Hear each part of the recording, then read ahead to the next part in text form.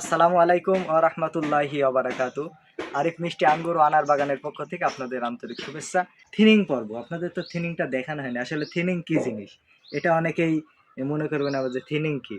আসলে থিনিং করতে হয়, অনেকেই করে, বিদেশে যারা আঙ্গুর চাষ করে তারাও থিনিং করে। থিনিং করার কারণে আঙ্গুরের কোয়ালিটিটা অনেক বড় এবং খুব ভালো মানের হয়, যেটা আপনাদের ইতিপূর্বে আমরা দেখিয়েছি এবং সামনেও দেখাবো ইনশাল্লাহ। তো আঙ্গুর কোন পর্যায়ে গেলে কিভাবে থিনিং করবেন সেই পর্যায়ের আঙ্গুরের কাছে আমরা এখন আপনাদের নিয়ে যাব ইনশাল্লাহ। চলে আসুন তাহলে। এই যে দেখছেন আঙ্গুরের কোয়ালিটি দেখছেন, এই আঙ্গুরকে আপনাকে থিনিং করতে হবে কি, এই যে এখানে একটা ছোট দেখছেন, এই আঙ্গুরটাকে এইভাবে কেটে ফেলাই দিতে হবে। ঠিক আছে, এই যে আমার হাতে পড়ছে, এই যে একটা ছোট এখানে কেটে ফেলাই দিতে হবে। এরপরে এর মাঝে আরো যদি ছোট ছোট থাকে অনেক দেখছি, সেগুলো কেটে কেটে ফেলাই দিতে হবে। এই যে এখানে একটা কেটে দিলাম, ফেলাই দিলাম। এই যে এখানে একটা, এই যে কেটে দিলাম। আমার হাতে কিন্তু পড়ছে আস্তে আস্তে, দেখতে পাচ্ছেন ছোট ছোট গুলো, এই যে ছোট ছোট গুলো পড়ছে। এরকম ভাবে থিনিং করতে হবে।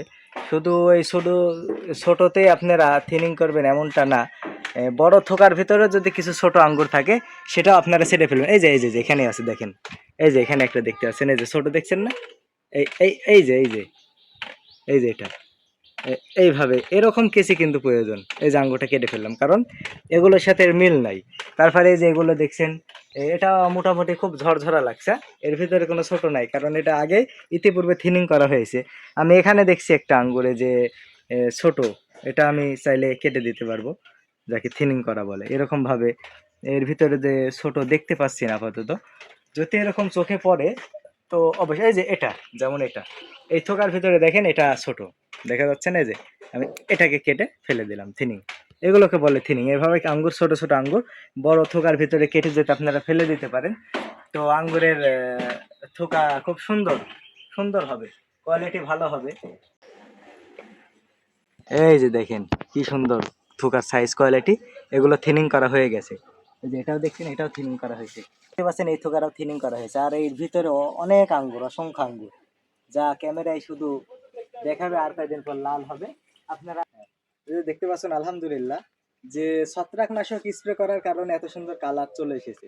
আপনারাও ম্যানকোজেন ছত্রাকনাশক স্প্রে করতে পারবেন।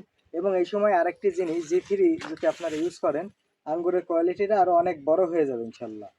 তো আপনারা এইভাবে করে যত্ন দিবেন, প্রতি সপ্তাহে অন্তত ছত্রাকনাশক পাউডার দিয়ে স্প্রে করবেন, তাহলে কালার এবং কোয়ালিটিটা সেম বাজারের মতোই হবে ইনশাল্লাহ। দেখুন আলহামদুলিল্লাহ আঙ্গুরগুলো কালার আসা শুরু হয়েছে। এরকম ভাবে আশা করছি আর 15 দিনের ভিতরেই, অর্থাৎ পরের ভিডিওতে আপনাদের আমি সম্পূর্ণ আঙ্গুরগুলোকে কালার এবং রঙিন টকটকে দেখাতে পারবো ইনশাল্লাহ। এই যে দেখছেন এটা পুরোই কালার হওয়ার পরে প্রায় ফুরানোর পথে, এখন আর মাত্র কয়েকটি আছে। এবং এই সমস্ত আঙ্গুরগুলো অনেক রসালো এবং মিষ্টি। আমার কাছে প্রায় আঙ্গুরে এখন কালার আসা শুরু হয়ে গেছে আর কি। তবে আজকে আপনাদের এই মেসেজটাই দিলাম, কিভাবে থিনিং করবেন সেটা আপনাদের দেখালাম। থিনিং করার কারণে আঙ্গুরের কোয়ালিটিটা ভালো হয় এবং সব আঙ্গুরগুলোই একরকম হয়। তো আজকে এ পর্যন্তই, এটাই আপনাদের শেখানোর বিষয় ছিল। দেখা হচ্ছে পরবর্তীতে অন্য কোনো ভিডিও নিয়ে।